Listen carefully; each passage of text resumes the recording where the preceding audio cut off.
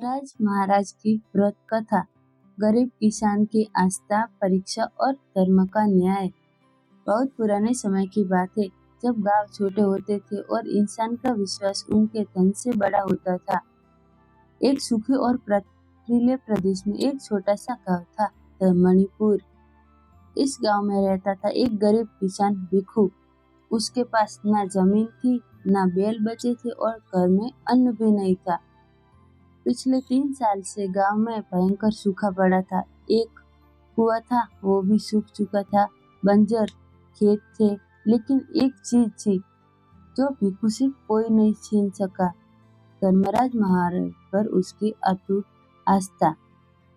भिखू हर सुबह खाली पेट खेत में जाता और मिट्टी को छूता और कहता, हे धर्मराज महाराज, अगर यह सब मेरे कर्मों का फल है तो मैं इसे स्वीकार करता हूँ, पर अधर्म नहीं करूँगा। गांव के लोग उसका मजाक उड़ाते। कोई कहता, भक्ति से पेट नहीं भरता। कोई कहता, अब धर्मराज नहीं आते, अब तो बस पैसा चलता है। लेकिन भिखू कभी झूठ नहीं बोलता, कभी तौल में बेईमानी नहीं करता, कभी किसी का हक नहीं मारता।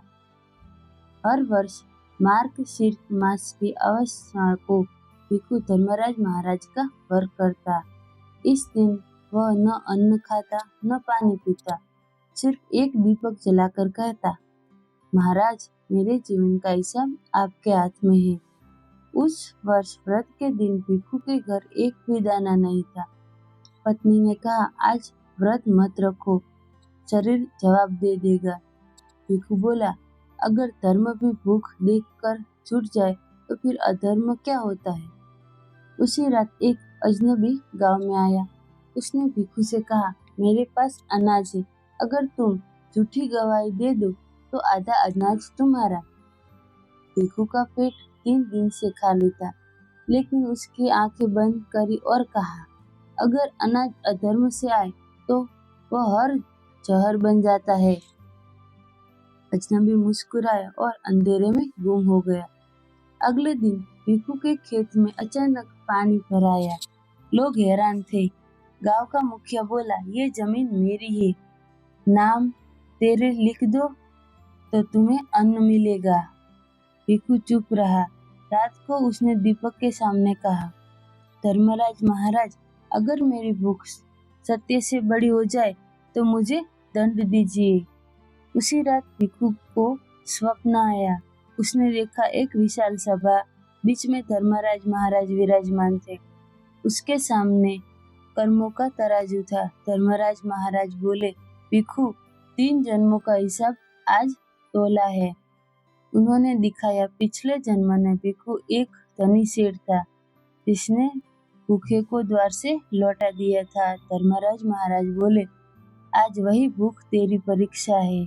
सुबह गांव में घोषणा हुई, जो भिखू का खेत ले ले उसे इनाम मिलेगा। पत्नी रोने लगी। भिखू खेत में गया, मिट्टी को माथे से लगाया और बोला, हे धर्मराज, अगर यह मेरा प्रारंभ है तो मैं इसे स्वीकार करता हूँ।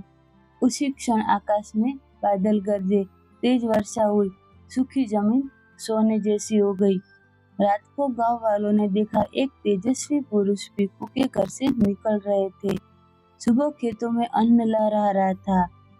धर्मराज महाराज की वाणी गूंजी, जो धर्म में अडिग रहता है उसकी परीक्षा ली जाती है, पर उसे छेड़ा नहीं जाता।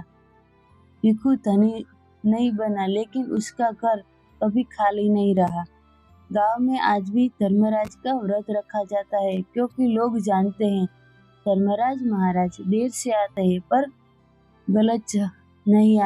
गलत जगह नहीं जाते। बोलिए धर्मराज महाराज की जय।